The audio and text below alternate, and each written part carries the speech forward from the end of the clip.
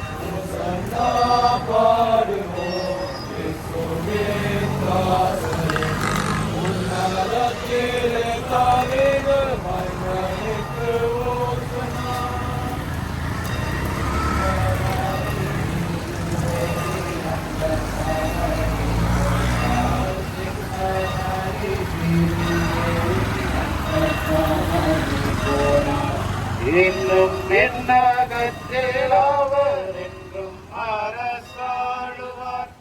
இன்னும் என்னகத்தில் அவர் என்றும் அரசாளுவார். ஓசன்னா பாடுவோம் இயேசுவின் நாமத்தை. உன்னதத்தில் தாவீது மைந்தனே,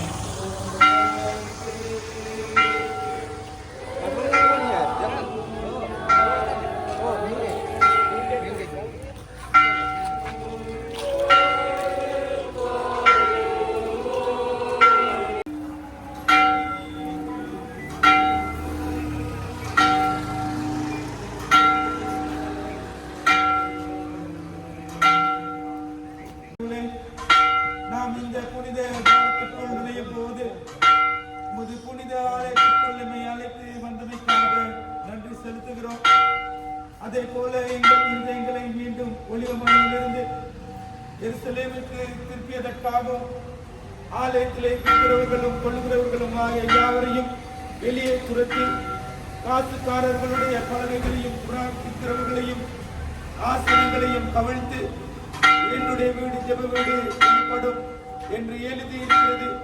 நீங்களோ அதை கல்லர் புகையாக்கினீர்கள் என்று ஆலயத்தை சுத்திகரிப்பதற்காக நன்றி செலுத்துகிறோம். கிறிஸ்துவின் வாழ்வு, மரணம் மற்றும் உயிர்த்தெழுதல் அனைத்தையும் விசுவாசிகளோடு ஒன்றுபட்டு கைகளால் உருவாக்கப்படாத பரலோக நகரத்தில் நாம் ஒரு நாள் வெற்றியுடன் நித்திய ஜீவனை பெற ஏற்றுக்கொள்ளும் பிதாவே, ஆமென்.